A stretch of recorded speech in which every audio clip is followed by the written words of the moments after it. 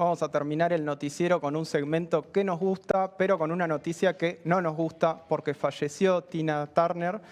Rodri, te paso la palabra, contanos cómo recibió esta noticia el mundo de la música. Y bueno, la verdad que es una noticia triste, ¿no? Bueno, hace poco también perdía la vida Rita Lee. Bueno, a veces la música nos da estas sorpresas. Y Tina Turner se fue a los 83 años, conocida como la reina del rock and roll. Uno de los que primero se manifestó en Twitter fue, bueno, nada más y nada menos que Mick Jagger. Recordemos que en los 60 Tina Turner era parte del dúo con Ike Turner, ¿no? Su primer esposo. Y ellos eran teloneros de muchos de los grandes artistas de ese momento. Fueron teloneros de los Rolling Stones, de The Who, de Elton John.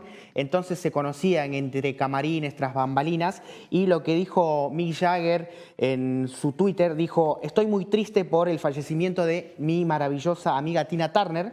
Ella era verdaderamente una intérprete y cantante de enorme talento. Era inspiradora, cálida, divertida y generosa. Ella me ayudó mucho cuando era joven y nunca la olvidaré. Después también siguió Deborah Harry, la mítica cantante de Blondie también, ¿no? Homenajeándola y diciendo que siempre la iba a recordar. Y bueno, un sinfín de músicos, no solamente del mundo anglosajón, sino también de aquí y de otras latitudes. Así que bueno, este ha sido el recibimiento de la noticia, que murió por un cáncer que ella estaba afrontando desde el 2016. Un cáncer intestinal. En los últimos años ya había sido protagonista de algunas tragedias familiares porque, por ejemplo, en 2008 murió uno de sus hijos a través de un suicidio, ¿no? Eso ya la tenía ella también bastante triste y su pérdida tuvo lugar, la pérdida de su vida tuvo lugar en Zúrich, Suiza, donde ella estaba como prácticamente ya de retiro, ¿no? Como pasando sus últimos años sabiendo que lo único que quería era descansar e irse en paz. Contanos un poco cómo llegó a este lugar de ser reconocida como la reina del rock and roll. Y bueno, mirá, ella nació en 1939 en Tennessee y se acercó a la música, como suele suceder en muchos artistas de la comunidad afroamericana. Encontró refugio, contención y también se abrazó a la música en la iglesia, ¿no? Es este lugar donde muchos suelen crear lazos entre sus pares y más en esa década entre los 30 y los 40, donde la segregación racial todavía era muy fuerte en Estados Unidos. Y comenzó en un coro, en el coro de su iglesia, en la iglesia de su pequeña ciudad. Y ahí fue que años después conoció a Ike Turner, quien fue su marido, y que ellos hicieron un dúo que telonearon a grandes artistas de su momento.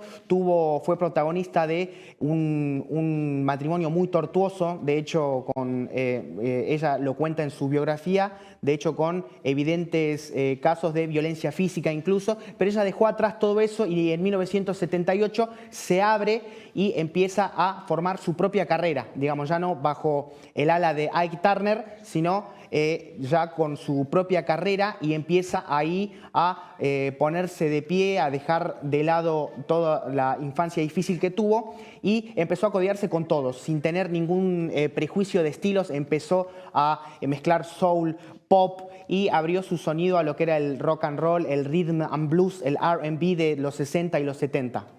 Rodri, te pido que nos recuerdes algunos de los clásicos que cantaba ella, para quien no lo recuerde, y bueno, finalmente que nos cuentes con qué tema nos despedimos. Y mirá, ¿por qué la reina del rock and roll? Porque participó con todos. Uno buscando videos en YouTube ve que, por ejemplo, estuvo con Beyoncé de las nuevas generaciones, estuvo, por ejemplo, hizo propia la versión de Creedence Clearwater Revival de Proud Mary.